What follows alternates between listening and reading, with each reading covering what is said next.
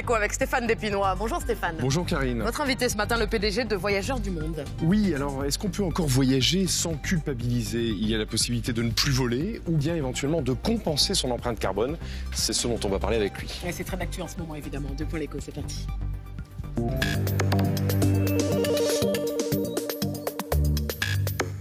On y va.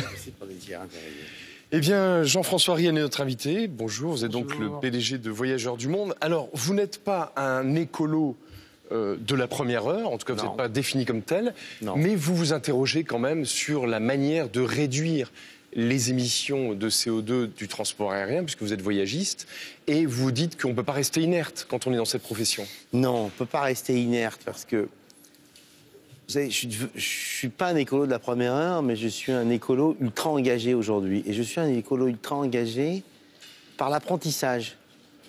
Et finalement, quand vous avez appris les choses, vous êtes encore plus convaincu. Parce que c'est pas tomber du ciel, c'est par l'apprentissage. Et qu'est-ce que vous avez appris alors ? Le réchauffement climatique n'est pas acceptable. Enfin, il aura des conséquences trop graves pour nos enfants, pour la planète, pour les humains, etc. Et donc, si vous voulez continuer à voyager, puisqu'on utilise des avions qui ne peuvent pas faire une transition énergétique en 30 ans, comme d'autres secteurs qui émettent du CO2, type l'électricité ou les voitures, pour les avions, on ne sait pas faire. On sait faire à terme, mais on ne sait pas faire dans la fenêtre de tir nécessaire de ce que nous demande le GIEC.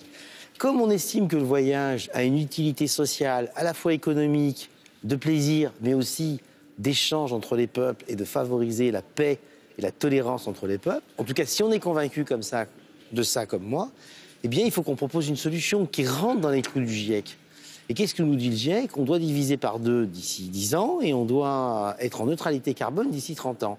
Je ne vois pas d'autre solution que, certes, économiser tout ce qu'on peut faire sur le transport aérien, mais absorber les émissions de carbone que nous réalisons. Donc ça veut dire en fait compenser, un mot très clair, compenser le fait qu'on ait une empreinte carbone en prenant l'avion. Tout à fait, mais alors pour moi, l'absorption, c'est pas tout à fait de la compensation, parce que la compensation passe par un marché, par des intermédiaires, et on pourrait s'interroger parfois sur la crédibilité du marché sur lequel on est et des acteurs finaux. Donc moi je dis absorber, ça veut dire quoi ? Être en prise directe avec un projet qui lui-même absorbe du carbone.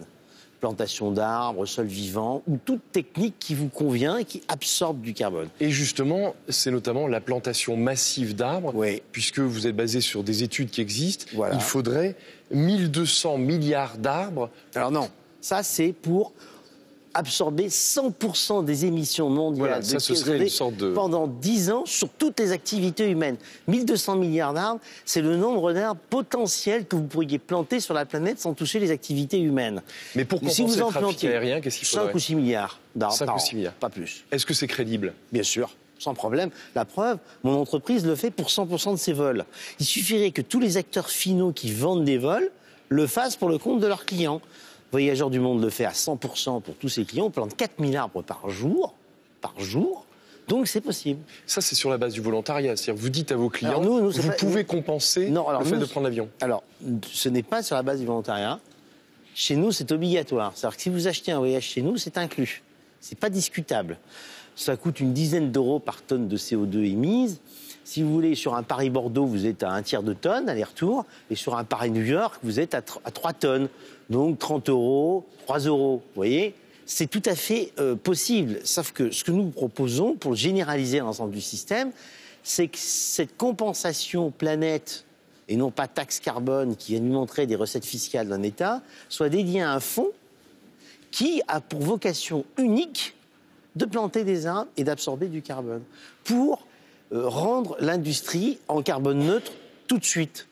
Et pour être sûr que ça aille au bon endroit. Voilà. C'est souvent le problème de la taxation. Alors l'AFP vous pose cette question qui revient sur la faisabilité. Faire contribuer le secteur aérien, est-ce un vœu pieux ou cela peut-il se concrétiser rapidement dans notre pays ? Alors, je pense que ça peut tout à fait se concrétiser rapidement dans notre pays. Mais je dirais qu'il ne faut surtout pas se contenter de notre pays, même si les conséquences, si on le faisait seul, ne seraient pas aussi négatives qu'on veut bien nous le faire croire sur la compétitivité du secteur aérien en France par rapport aux autres pays. parce que vous n'allez pas vous déplacer à Bruxelles ou à Londres ou à Genève pour éviter de payer 10 € par tonne de carbone, ça n'a pas de sens, ça va vous coûter plus cher.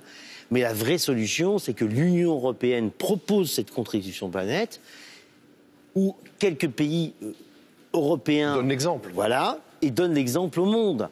Je dirais que moi, ce que je ne comprends pas, c'est que les compagnies aériennes s'arc-boutent contre ce système, alors qu'en réalité... ne pas le faire les met en danger à long terme.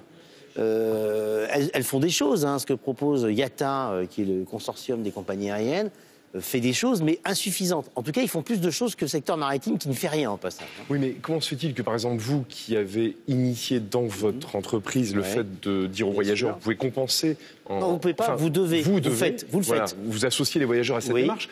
Pourquoi ça ne s'est pas répandu? Parce que ça permettait de dire aux transporteurs aériens, vous voyez, on a une solution pour déjà faire quelque chose. Alors ça ne s'est pas répondu tout simplement parce que nous, ça fait 15 ans qu'on a commencé ça. On ne le faisait pas à 100% au début, on le faisait autour de 30% et depuis 2 ans, on le fait à hauteur de 100%. Parce que tout simplement, les décideurs économiques, en général, ils ne sont pas très favorables à la mise en place d'autotaxes, parce qu'on s'est auto-taxé, hein, c'est comme ça qu'il faut l'appeler. Et puis parce que la sensibilité au sujet écologique n'était pas aussi forte qu'aujourd'hui. Depuis 2-3 ans, on voit des confrères qui viennent vers notre démarche.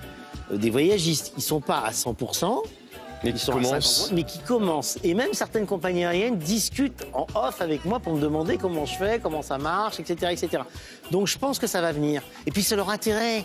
C'est leur intérêt parce que s'ils ne le font pas, ils vont se retrouver dans une situation où il y a des gens qui vont leur dire on interdit l'avion là, ou alors pire, on donne des quotas. Merci Jean-François Rial d'être venu délivrer ce message et on se quitte avec Bob Marley qui est votre choix musical. Merci. Bonne journée à tous. Merci à vous.